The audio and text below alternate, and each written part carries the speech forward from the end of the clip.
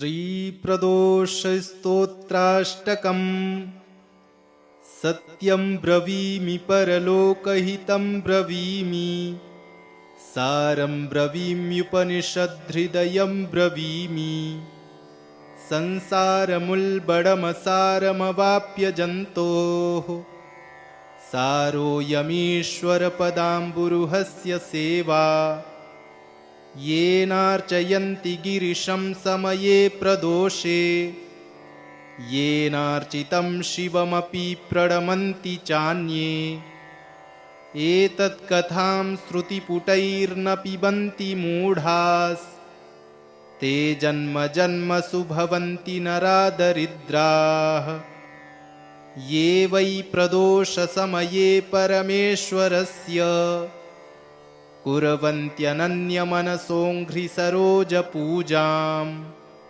नित्यं प्रवृद्धधनधान्यकलत्रपुत्र, सौभाग्यसम्पदधिकास्त इहैव लोके। कैलासशैलभुवनेत्रि जगज्जनित्रीं, गौरीं निवेश्य कनकाचितरत्नपीठे।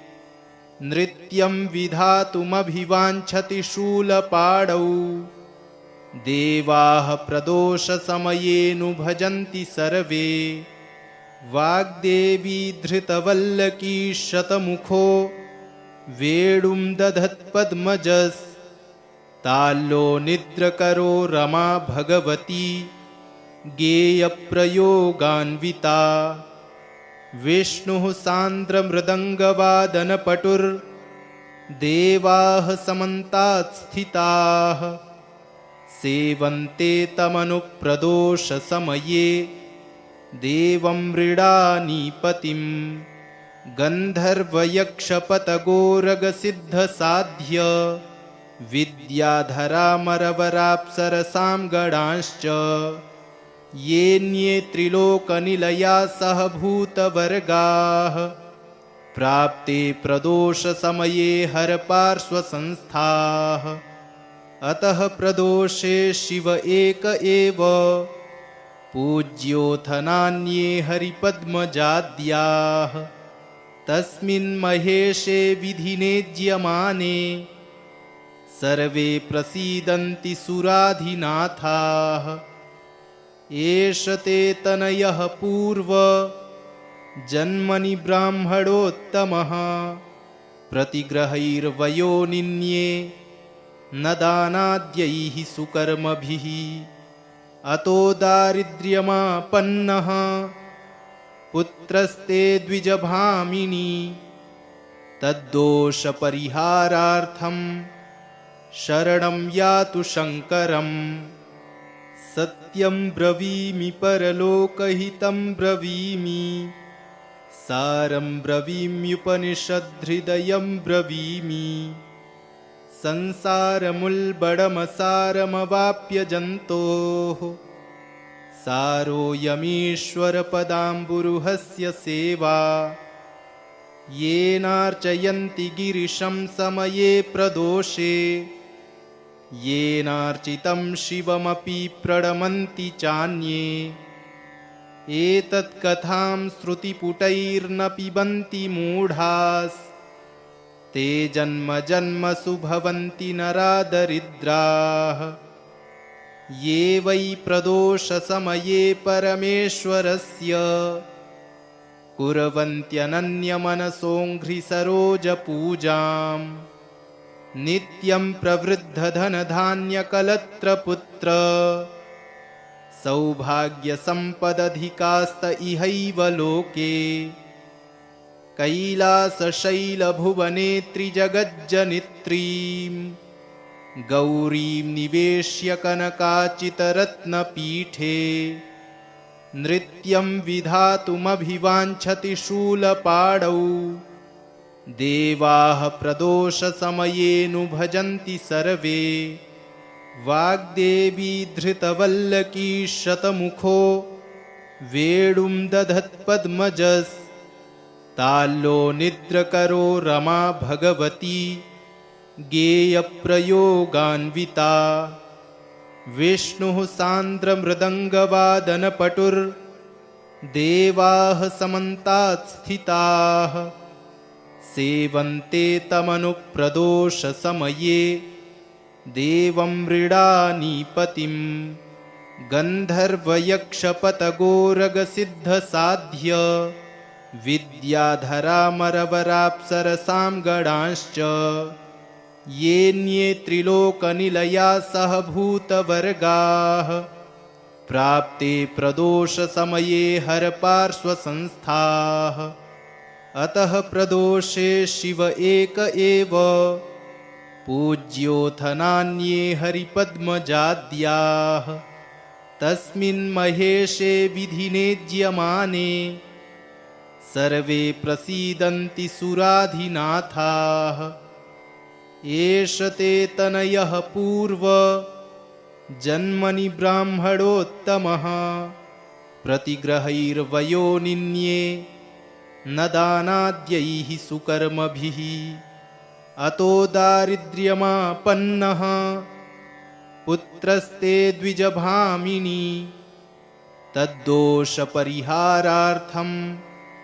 शरणं यातु शङ्करम् सत्यं ब्रवीमि परलोकहितं ब्रवीमि सारं ब्रवीम्युपनिषद्धृदयं ब्रवीमि संसारमुल्बणमसारमवाप्य जन्तोः सारोऽयमीश्वरपदाम्बुरुहस्य सेवा येनार्चयन्ति गिरिशं समये प्रदोषे येनार्चितं शिवमपि प्रणमन्ति चान्ये एतत्कथां श्रुतिपुटैर्न पिबन्ति मूढास् ते जन्म जन्मसु भवन्ति नरादरिद्राः ये वै प्रदोषसमये परमेश्वरस्य कुर्वन्त्यनन्यमनसोऽङ्घ्रिसरोजपूजां नित्यं प्रवृद्धधनधान्यकलत्रपुत्र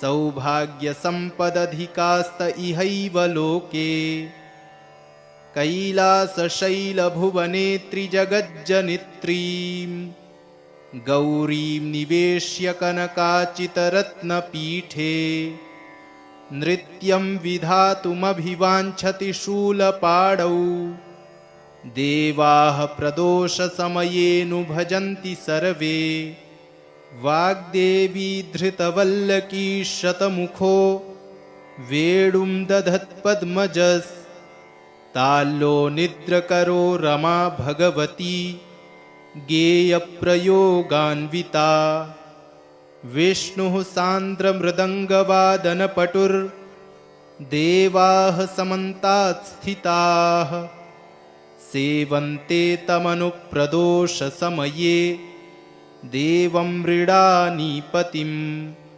गन्धर्वयक्षपतगोरगसिद्धसाध्य विद्याधरामरवराप्सरसां गणांश्च येऽन्ये त्रिलोकनिलया सह भूतवर्गाः प्राप्ते प्रदोषसमये हरपार्श्वसंस्थाः अतः प्रदोषे शिव एक एव पूज्योऽथ नान्ये हरिपद्मजाद्याः तस्मिन् महेशे विधिनेज्यमाने सर्वे प्रसीदन्ति सुराधिनाथाः एष ते तनयः पूर्व जन्मनि ब्राह्मणोत्तमः प्रतिग्रहैर्वयोनिन्ये न दानाद्यैः सुकर्मभिः अतो दारिद्र्यमापन्नः पुत्रस्ते द्विजभामिनी तद्दोषपरिहारार्थं शरणं यातु शङ्करम् सत्यं ब्रवीमि परलोकहितं ब्रवीमि सारं ब्रवीम्युपनिषद्धृदयं ब्रवीमि संसारमुल्बणमसारमवाप्य जन्तोः सारोऽयमीश्वरपदाम्बुरुहस्य सेवा येनार्चयन्ति गिरिशं समये प्रदोषे येनार्चितं शिवमपि प्रणमन्ति चान्ये एतत्कथां श्रुतिपुटैर्न पिबन्ति मूढास् ते जन्म जन्मसु भवन्ति नरा दरिद्राः ये वै प्रदोषसमये परमेश्वरस्य कुर्वन्त्यनन्यमनसोऽङ्घ्रिसरोजपूजाम् नित्यं प्रवृद्धधनधान्यकलत्रपुत्र सौभाग्यसम्पदधिकास्त इहैव लोके कैलासशैलभुवनेत्रिजगज्जनित्रीं गौरीं निवेश्य कनकाचितरत्नपीठे नृत्यं विधातुमभिवाञ्छति शूलपाणौ देवाः प्रदोषसमयेऽनु भजन्ति सर्वे वाग्देवी धृतवल्लकी शतमुखो वेणुं दधत्पद्मजस् ताल्लो निद्रकरो रमा भगवती गेयप्रयोगान्विता विष्णुः सान्द्रमृदङ्गवादनपटुर्देवाः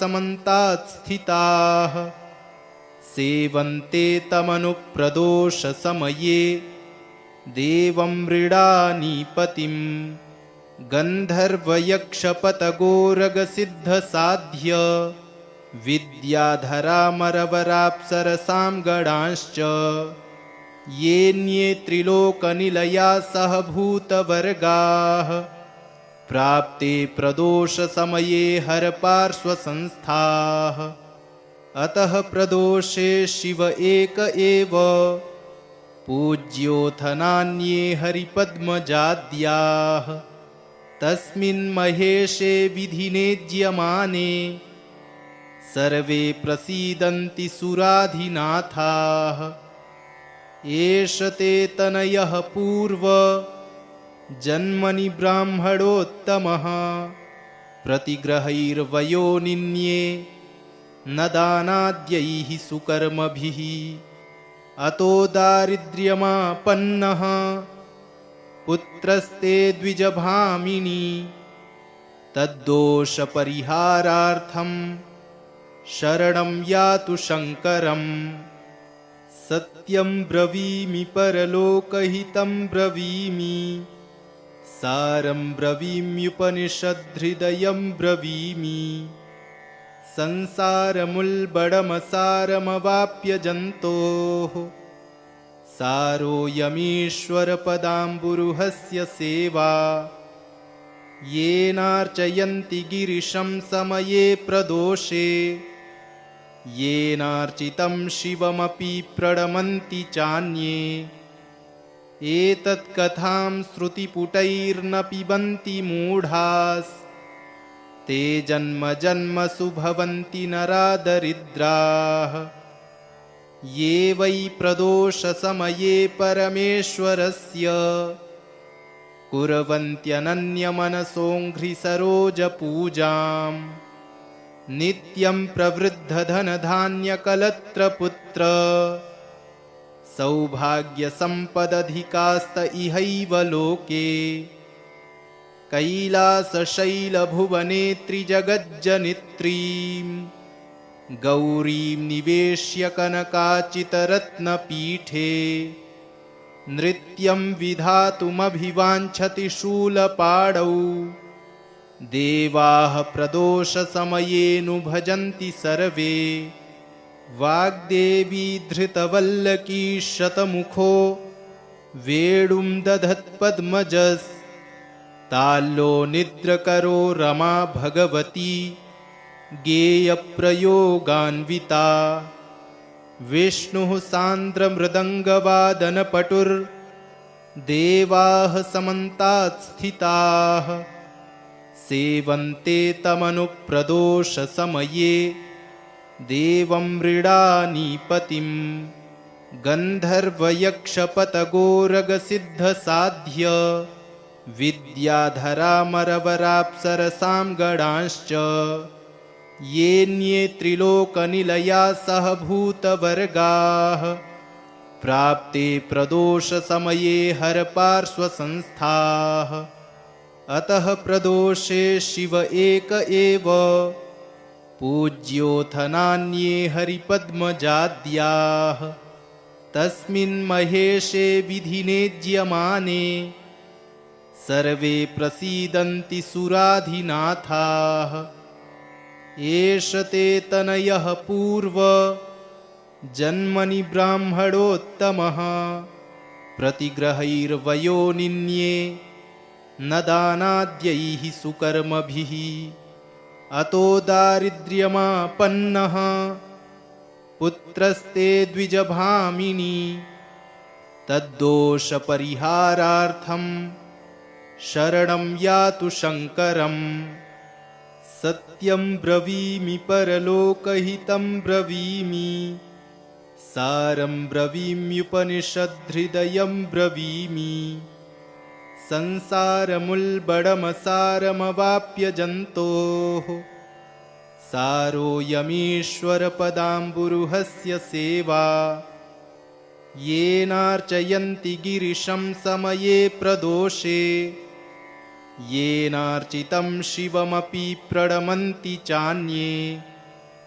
एतत्कथां श्रुतिपुटैर्न पिबन्ति मूढास् ते जन्म जन्मसु भवन्ति नरादरिद्राः।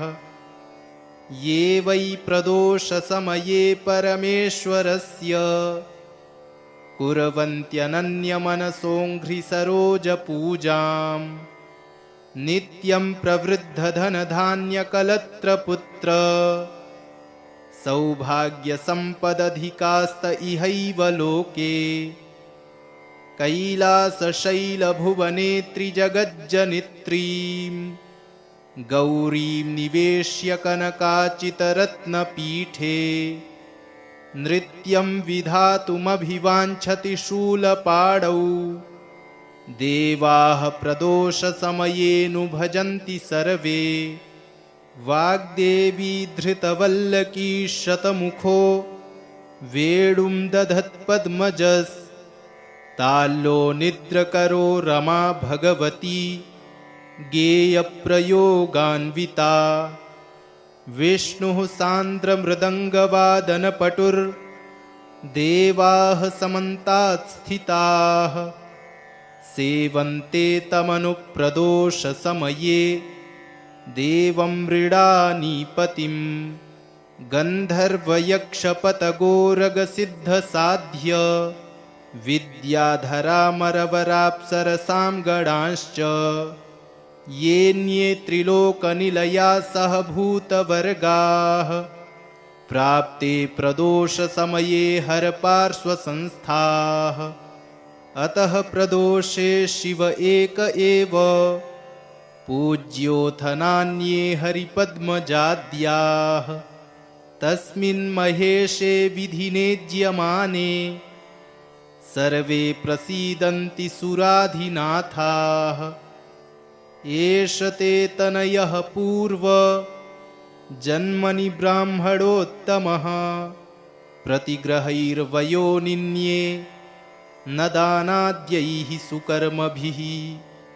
अतो दारिद्र्यमापन्नः पुत्रस्ते द्विजभामिनी तद्दोषपरिहारार्थं शरणं यातु शङ्करम्।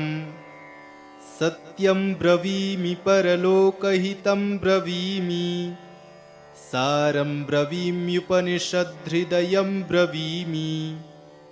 संसारमुल्बणमसारमवाप्य जन्तोः सारोऽयमीश्वरपदाम्बुरुहस्य सेवा। येनार्चयन्ति गिरिशं समये प्रदोषे येनार्चितं शिवमपि प्रणमन्ति चान्ये। एतत्कथां श्रुतिपुटैर्न पिबन्ति मूढास् ते जन्म जन्मसु भवन्ति नरादरिद्राः।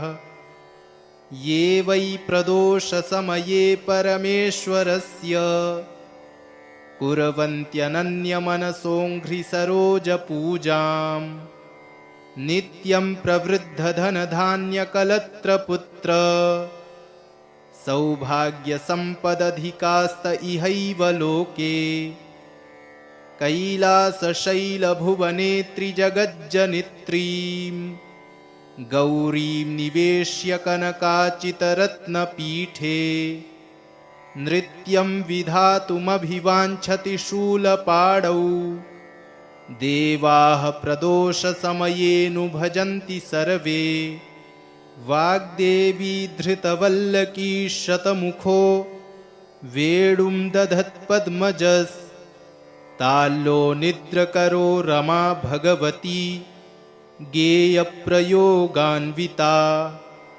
विष्णुः सान्द्रमृदङ्गवादनपटुर्देवाः समन्तात् स्थिताः सेवन्ते तमनुप्रदोषसमये देवं मृडानीपतिं गन्धर्वयक्षपतगोरगसिद्धसाध्य विद्याधरामरवराप्सरसां गणांश्च येऽन्ये त्रिलोकनिलया सह भूतवर्गाः प्राप्ते प्रदोषसमये हरपार्श्वसंस्थाः अतः प्रदोषे शिव एक एव पूज्योऽथ नान्ये हरिपद्मजाद्याः तस्मिन् महेशे विधिनेज्यमाने सर्वे प्रसीदन्ति सुराधिनाथाः एष ते तनयः पूर्व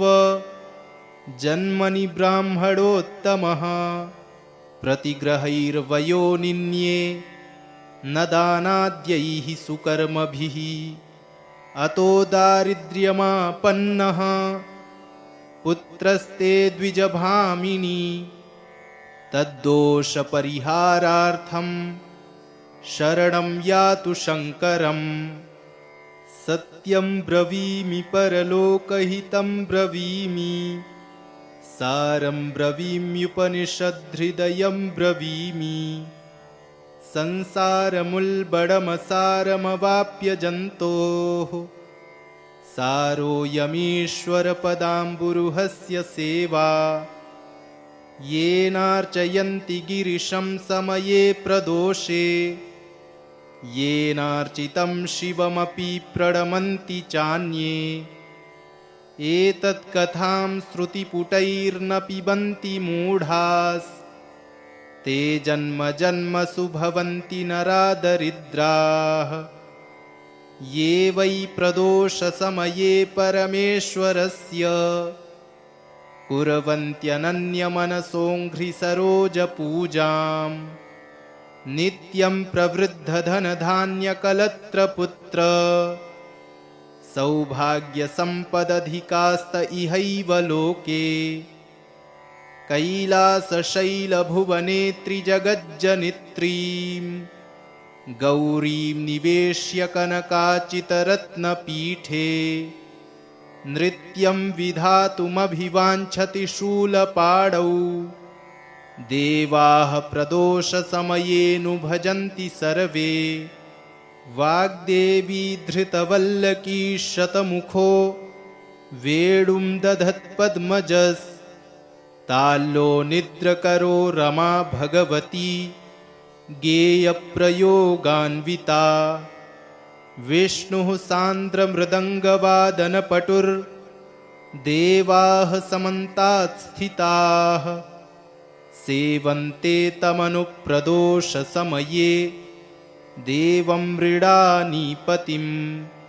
गन्धर्वयक्षपतगोरगसिद्धसाध्य विद्याधरामरवराप्सरसां गणांश्च येऽन्ये त्रिलोकनिलया सह भूतवर्गाः प्राप्ते प्रदोषसमये हरपार्श्वसंस्थाः अतः प्रदोषे शिव एक एव पूज्योऽथ नान्ये हरिपद्मजाद्याः तस्मिन् महेशे विधिनेज्यमाने सर्वे प्रसीदन्ति सुराधिनाथाः एष ते तनयः पूर्व जन्मनि ब्राह्मणोत्तमः प्रतिग्रहैर्वयो निन्ये न दानाद्यैः सुकर्मभिः अतो दारिद्र्यमापन्नः पुत्रस्ते द्विजभामिनी तद्दोषपरिहारार्थं शरणं यातु शङ्करम् सत्यं ब्रवीमि परलोकहितं ब्रवीमि सारं ब्रवीम्युपनिषद्धृदयं ब्रवीमि संसारमुल्बणमसारमवाप्य जन्तोः सारोऽयमीश्वरपदाम्बुरुहस्य सेवा येनार्चयन्ति गिरिशं समये प्रदोषे येनार्चितं शिवमपि प्रणमन्ति चान्ये एतत्कथां श्रुतिपुटैर्न पिबन्ति मूढास् ते जन्म जन्मसु भवन्ति नरादरिद्राः ये वै प्रदोषसमये परमेश्वरस्य कुर्वन्त्यनन्यमनसोऽङ्घ्रिसरोजपूजाम् नित्यं प्रवृद्धधनधान्यकलत्रपुत्र सौभाग्यसम्पदधिकास्त इहैव लोके कैलासशैलभुवनेत्रिजगज्जनित्रीं गौरीं निवेश्य कनकाचितरत्नपीठे नृत्यं विधातुमभिवाञ्छति शूलपाणौ देवाः प्रदोषसमयेऽनु भजन्ति सर्वे वाग्देवी धृतवल्लकी शतमुखो वेणुं दधत्पद्मजस् ताल्लो निद्रकरो रमा भगवती गेयप्रयोगान्विता विष्णुः सान्द्रमृदङ्गवादनपटुर्देवाः समन्तात् स्थिताः सेवन्ते तमनुप्रदोषसमये देवं मृडानीपतिं गन्धर्वयक्षपतगोरगसिद्धसाध्य विद्याधरामरवराप्सरसां गणांश्च येऽन्ये त्रिलोकनिलया सह भूतवर्गाः प्राप्ते प्रदोषसमये हरपार्श्वसंस्थाः अतः प्रदोषे शिव एक एव पूज्योऽथ नान्ये हरिपद्मजाद्याः तस्मिन् महेशे विधिनेज्यमाने सर्वे प्रसीदन्ति सुराधिनाथाः एष ते तनयः पूर्व जन्मनि ब्राह्मणोत्तमः प्रतिग्रहैर्वयो निन्ये न दानाद्यैः सुकर्मभिः अतो दारिद्र्यमापन्नः पुत्रस्ते द्विजभामिनी तद्दोषपरिहारार्थं शरणं यातु शङ्करम् सत्यं ब्रवीमि परलोकहितं ब्रवीमि सारं ब्रवीम्युपनिषद्धृदयं ब्रवीमि संसारमुल्बणमसारमवाप्य जन्तोः सारोऽयमीश्वरपदाम्बुरुहस्य सेवा येनार्चयन्ति गिरिशं समये प्रदोषे येनार्चितं शिवमपि प्रणमन्ति चान्ये एतत्कथां श्रुतिपुटैर्न पिबन्ति मूढास् ते जन्म जन्मसु भवन्ति नरादरिद्राः ये वै प्रदोषसमये परमेश्वरस्य कुर्वन्त्यनन्यमनसोऽङ्घ्रिसरोजपूजाम् नित्यं प्रवृद्धधनधान्यकलत्रपुत्र सौभाग्यसम्पदधिकास्त इहैव लोके कैलासशैलभुवनेत्रिजगज्जनित्रीं गौरीं निवेश्य कनकाचितरत्नपीठे नृत्यं विधातुमभिवाञ्छति शूलपाणौ देवाः प्रदोषसमयेऽनु भजन्ति सर्वे वाग्देवी धृतवल्लकी शतमुखो वेणुं दधत्पद्मजस्ताल्लो निद्रकरो रमा भगवती गेयप्रयोगान्विता विष्णुः सान्द्रमृदङ्गवादनपटुर्देवाः समन्तात् स्थिताः सेवन्ते तमनुप्रदोषसमये देवं मृडानीपतिं गन्धर्वयक्षपतगोरगसिद्धसाध्य विद्याधरामरवराप्सरसां गणांश्च येऽन्ये त्रिलोकनिलया सह भूतवर्गाः प्राप्ते प्रदोषसमये हरपार्श्वसंस्थाः अतः प्रदोषे शिव एक एव पूज्योऽथ नान्ये हरिपद्मजाद्याः तस्मिन् महेशे विधिनेज्यमाने सर्वे प्रसीदन्ति सुराधिनाथाः एष ते तनयः पूर्व जन्मनि ब्राह्मणोत्तमः प्रतिग्रहैर्वयोनिन्ये न दानाद्यैः सुकर्मभिः अतो दारिद्र्यमापन्नः पुत्रस्ते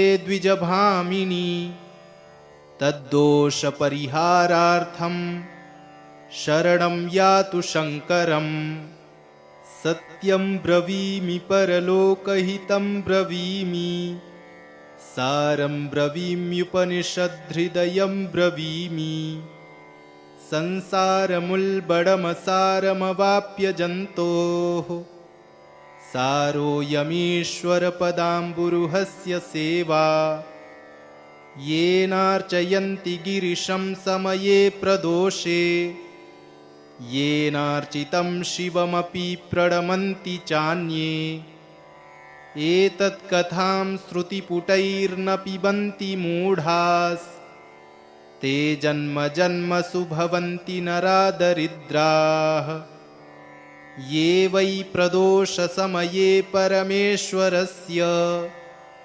कुर्वन्त्यनन्यमनसोऽङ्घ्रिसरोजपूजाम् नित्यं प्रवृद्धधनधान्यकलत्रपुत्र सौभाग्यसम्पदधिकास्त इहैव लोके कैलासशैलभुवनेत्री जगज्जनित्रीं गौरीं निवेश्य कनकाचितरत्नपीठे नृत्यं विधातुमभिवाञ्छति शूलपाणौ देवाः प्रदोषसमयेऽनु भजन्ति सर्वे वाग्देवी धृतवल्लकी शतमुखो वेणुं दधत्पद्मजस्ताल्लो निद्रकरो रमा भगवती गेयप्रयोगान्विता विष्णुः सान्द्रमृदङ्गवादनपटुर्देवाः समन्तात् स्थिताः सेवन्ते तमनुप्रदोषसमये देवं मृडानीपतिं गन्धर्वयक्षपतगोरगसिद्धसाध्य विद्याधरामरवराप्सरसां गणांश्च येऽन्ये त्रिलोकनिलया सह भूतवर्गाः प्राप्ते प्रदोषसमये हरपार्श्वसंस्थाः अतः प्रदोषे शिव एक एव पूज्योऽथ नान्ये हरिपद्मजाद्याः तस्मिन् महेशे विधिनेज्यमाने सर्वे प्रसीदन्ति सुराधिनाथाः एष ते तनयः पूर्व जन्मनि ब्राह्मणोत्तमः प्रतिग्रहैर्वयोनिन्ये न दानाद्यैः सुकर्मभिः अतो दारिद्र्यमापन्नः पुत्रस्ते द्विजभामिनी तद्दोषपरिहारार्थं शरणं यातु शङ्करम् इति श्रीस्कन्दोक्तं प्रदोषस्तोत्राष्टकं सम्पूर्णम्।